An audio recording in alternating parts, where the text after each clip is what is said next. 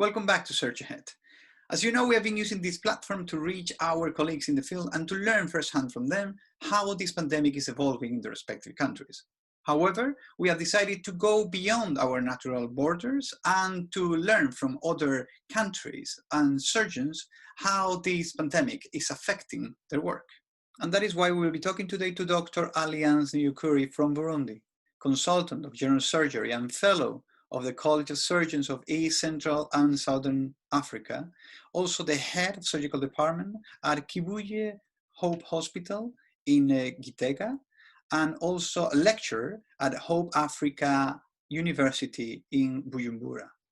Dr. Alliance, I know you are in the hospital, so I'm going to go directly to the first question, which is how is Burundi acting in order to stop the spread of the coronavirus in the country? Yes, so far our government and Ministry of Health has taken general measures which have been especially insisting on hand washing. So hand washing in many places, public places and various places, that's been one measure. They've encouraged people to avoid unnecessary large meetings. The government has also been testing, so they give a report regularly of with the testing, and COVID positive patients get confined and whoever contact person get tested. So regularly we get almost a week, every 2 or 3 days we get a report of how many positive cases we have. Thank you for giving us the context of the country regarding coronavirus, and more specifically in rural areas, as you are a surgeon in a rural hospital. How is the pandemic affecting district hospitals? The volume of need for surgery is very big.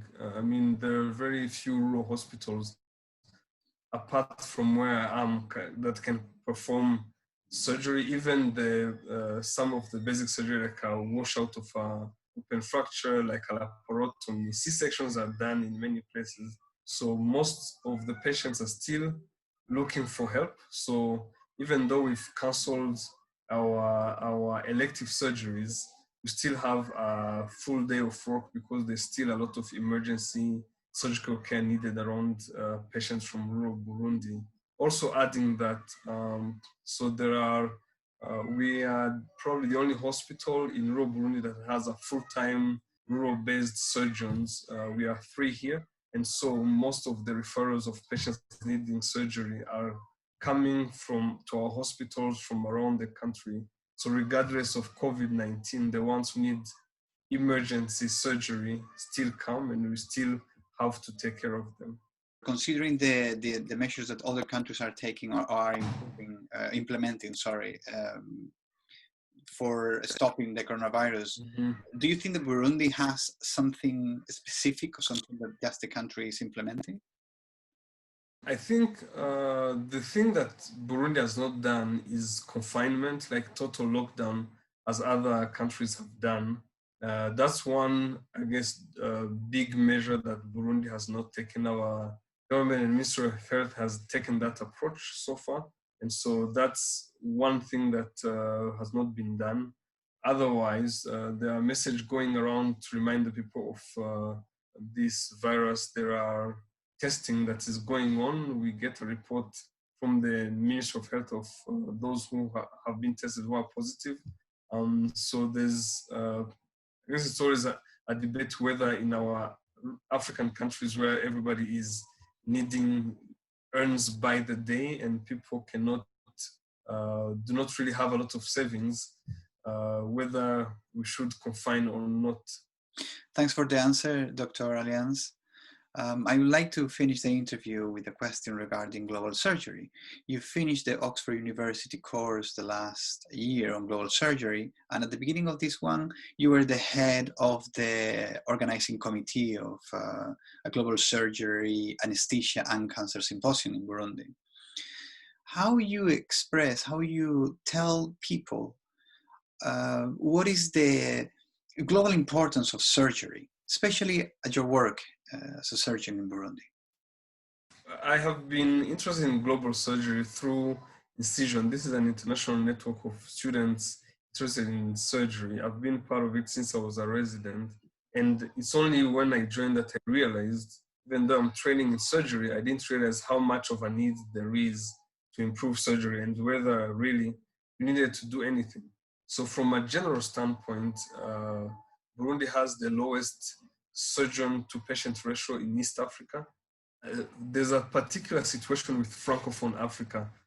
The concept of global surgery does not really exist in Francophone Africa, which is where Burundi was very important. One, because we brought to the public the concept of global surgery.